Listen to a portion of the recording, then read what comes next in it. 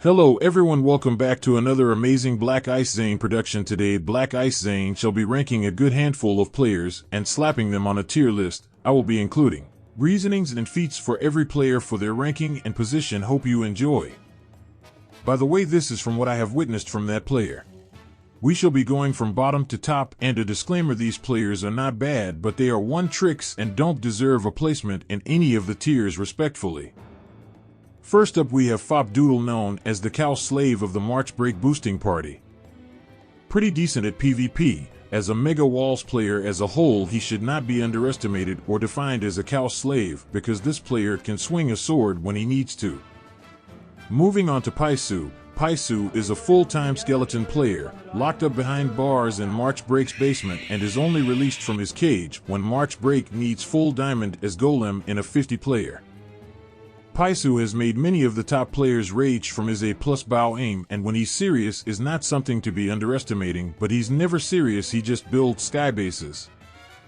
Now for March Break. March Break, known for the most deaths with the golem class. March Break's best skill, in my opinion, is that he knows his limits to what fights he can take, but he also knows if he is just going to suicide.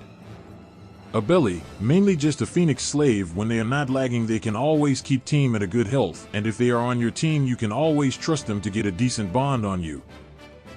Buzia, am not going to lie, do not take this to heart, but it's the truth. This player is pretty shit. One trick skeleton, but with zero awareness or game sense of what's happening.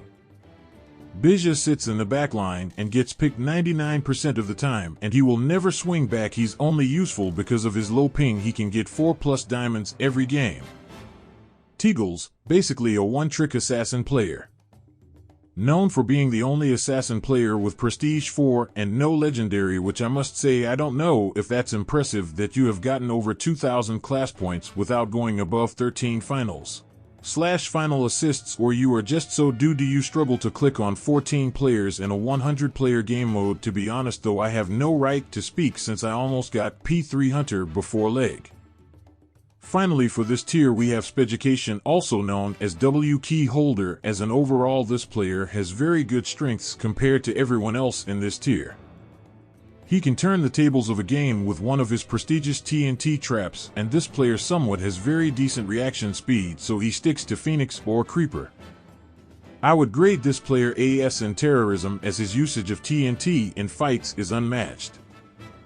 Okay, now I'm going to lie here, and we are going to skip the next tier and leave it for last, only because the players I have placed in the negative teammate tier are so unbelievably bad. I don't even want to talk about it. I also fucked up the format since the tiers are too large and I am too lazy to fix it, and ain't nobody caring. Anyway, let's not waste time, so here in the D tier we will go from top to bottom. So starting off with Mancer, again I will say this. This player is on the border of being a -1 teammate, but however, after witnessing his recent performances it seems he has improved as a player overall. I have started to notice that he is no longer sitting above spawns waiting for a wither to die, but instead he's fucking AFK at the top of the team tunnel while his wither is on 200 health points or 100 hearts for you weirdos out there that use hearts over HP. Anyway, I've seen improvements, so I've been very generous and put him into the top band of D tier, since he's a squid one trick and can be somewhat helpful in a team fight in DM if he makes it to deathmatch. Just below Mancer I have put the Seal 12, reasoning being he has better feats from what I have witnessed than any other player below. The Seal has single-handedly slaughtered the ball poo. LOL, it's Axel and Lucas Mullen party after the party aped on Black Ice Zane when Black Ice Zane was not the threat, since this tier list is by what I have witnessed from that player. I am taking everything into account and decided him to place him high D tier as an overall. Turblue, when he's alone he's pretty shit, that's why he's in the D tier, but paired with Chipple he's the good Phoenix slave. This player's awareness is horrendous, however I am not focusing on their weaknesses, I will be looking at him as a whole. He's decent at PvP since he can swing back at least, but is never aware of the situation he is in, that's why he always dies. Chipple has much better game sense than Turblue, but he has no balls whatsoever. He has better awareness, but he is always the first to run if a player runs at his team of 10, causing his team to do the usual monkey see monkey do and follow Chipple, leading his team to get picked. But again, paired with Turblue's offensive personality, the duo has some great synergy going for the team, since confidence is all this player needs to get better, but he has none. Plum God, also known as All Bow, this guy is a random. I only remember him always boosting the Frenchies or crossing with them. He's like a low B tier shooter to call if you want someone dead in the game. Just hit him with a message and a reason, he will select Spider and Ape on them. But anyway, this player is pretty disabled since his game sense is still like 2020 to 2021 game sense, so his software is outdated, but the hardware is there. Now for VTK, you can tell this player does not use the Doru mod, as he either forgets to /kill or /kills too late, causing him to die pretum and tear up about it. VTK is just free coins waiting to be claimed, no actual feats on him. Same goes for everyone else below: Lexos, Awesome Land, Whiskey Helps, Nate Dogg, Resurrect, No Facts, Big Man Fred, Grits Man, King Baby, Ahasti, Catzilla 10, True Time, Martin Be Like, Defendingisms, Nafis, Paperman 369 and Helagross. Do not take this to heart, but respectfully, these players aren't even players, they are coins waiting to be claimed by someone. Moving along quickly to this tier of subhumans, we have the Jews that have their own personal tier for unknown reasons. Starting off with Danestow, this guy will talk the most shit about a player he just died to, and yet he will consistently call them bad at the game like nigga, you look like a goblin from Clash Royale. You cost 2 fucking elixir like pipe down, you 5 feet 1 gremlin like bro, you need one of them Buzz Lightyear booster seats when you are in the car, plus this player's ego is through the roof. Overall he is like a high B tier Enderman player in my opinion, but is still one of my favorite Jews on this tier. Zanzgang, he is a very nice guy, but once I found out he was Jewish, I started hating everything about him. Just kidding. Zanzgang is genuinely a good guy, but anyway, his art of mega walls and his skill of making his team of 20 sit at Bedrock with 30 finals with 25 minutes left till game end is almost to that of the double cow Frenchie era of mega walls.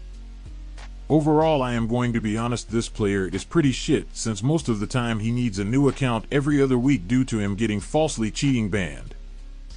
Still, my Oreo, I have noticed this player has come back to avoid the developing stages of Mega Wall's illness that he is now cursed with. Overall, this player hasn't changed one bit, he's still brain dead and is now just Phantom Bull's dog. Still, my Oreo has zero clue who the threat is in game, he doesn't even see colors, he just crits whoever is in front of him. Now for Fade Down, back when Black Ice Zane was a 0.2 FKD demon, Black Ice Zane pocketed Fade Down who was on Spider with Old Phoenix Spirit Bond, and this duo was carnaging Mega Wall's lobbies anyway. I have known Fade Down for quite a while, and from all the players I have played with, nobody screams as loud as him. After a final death, Fade Down fully loses his shit if he dies in game, screaming at the top of his lungs, but most of the time it's a skill issue on his part. In conclusion, this player is useless without Striking Blue giving him callouts, or he's playing without a hacking 4-man plus Paul on the other team using Zenith. Here we have Tommy Gunn. This guy thinks I seriously blocked him purposely. I was supposed to unblock him on Discord, but I forgot and I couldn't be bothered since this Jew performed a blatant cross team on Black Ice Zane, causing him to die, and ever since then Tommy Gunn has been obsessed with the fact I died, and he would non-stop message me about a game that happened weeks ago, even commenting on my videos like, nigga, I haven't even been talking to your bitch ass. Also, here is the response that you wanted.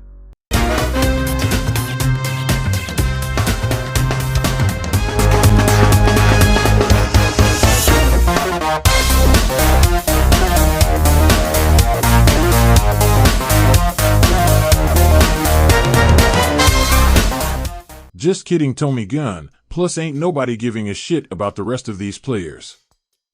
Moving along to the C tier of Mega Walls players, we will go from top to bottom. Also throughout the video from now I will rearrange players after their performances that I have witnessed near the end of the tier, and will be changing the ranks and positioning of some players, so don't be crying yet.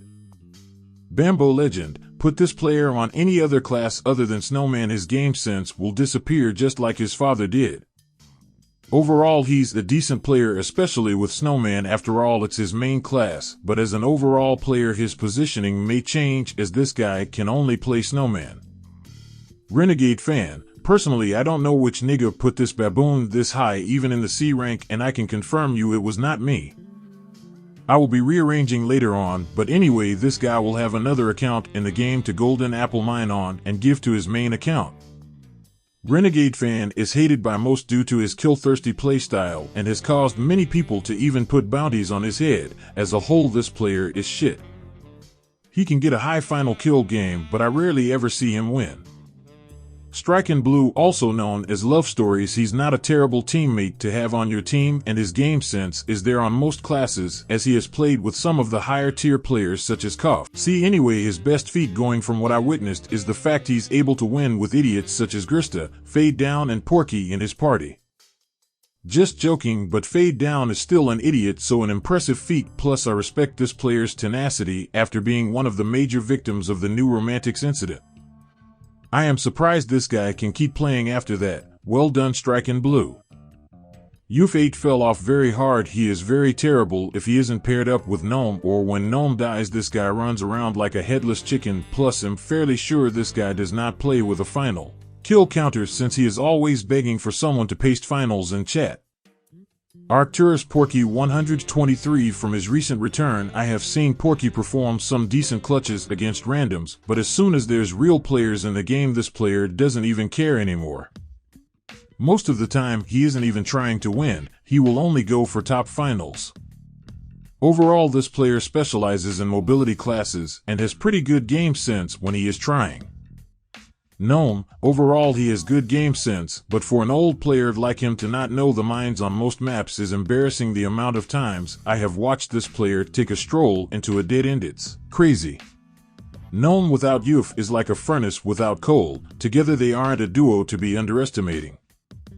Zeke on Fleek, very nice guy, has really good short-term foresight in mega walls in terms of predicting players where they will run or move to in a split second, making him a very good pirate player to have on the team to get picks and stop people from getting into tunnels with the knockback from a cannonball. Nut Boy, famous for playing 19 mega walls games in a day and not winning a single one. Also known as the leader of the infamous bunker cross-teaming parties, Unway, this player can easily identify an obvious threat in the game, and with a good teammate giving callouts he can always cook up a decent solution to the situation he is in.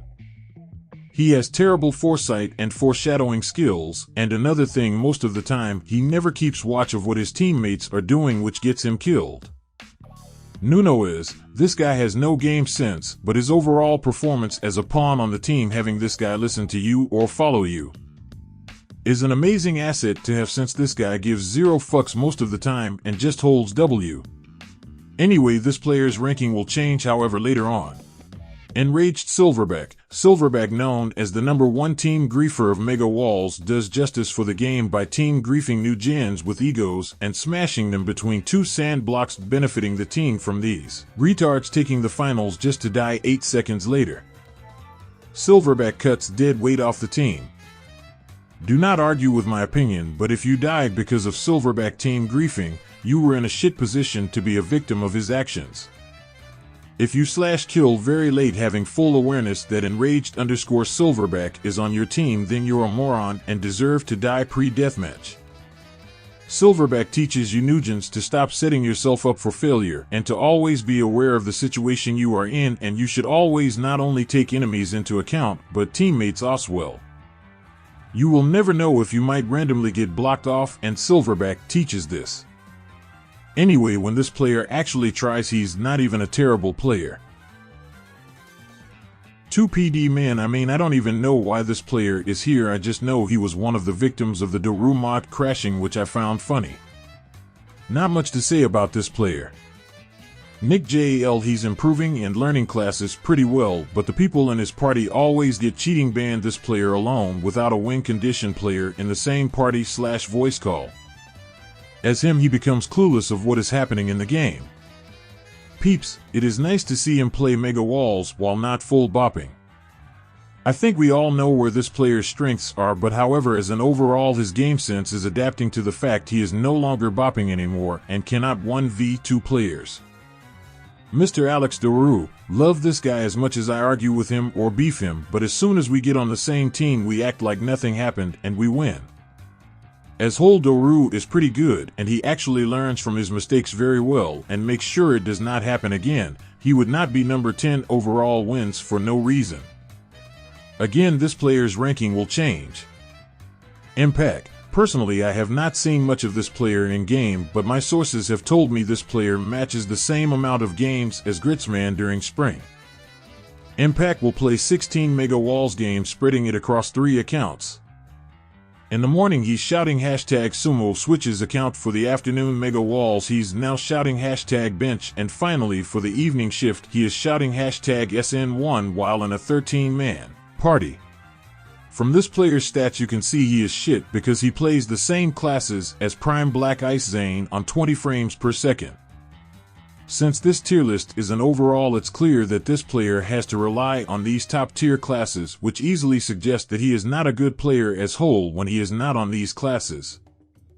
In Mega Walls you will learn one day that it is not the class that matters, it's the player. Scroxley, he is a nice guy but has managed to start beef with a good amount of players in the community somehow. Sometimes his brain is not screwed on, but other than that he's a good team player, and as an overall he's a pretty balanced player. Fun Dips, I also love this guy just because I find it funny as fuck when he got cheating banned. He is acting confused even though the entire voice call knew he was using blacklisted modifications to enhance his gameplay.